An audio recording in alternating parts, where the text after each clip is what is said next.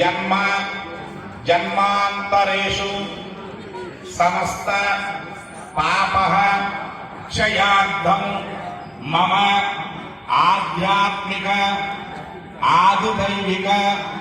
आदिभौतिक पापत्रय निवारणार्थं मम जन्मराशि वशात् जन्मलग्न वशात् जन्मांश वशात् जातक गोचार रीत्या अंगग्रह भावग्रह संवत्सरग्रह मासग्रह पक्षग्रह दिनग्रह वशाश्च ये ग्रहाः अरिष्ट स्थानेषु सुस्थिताः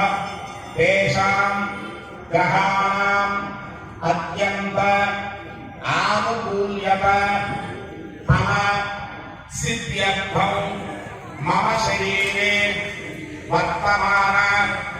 वर्धिष्यमाण सूचित आगामी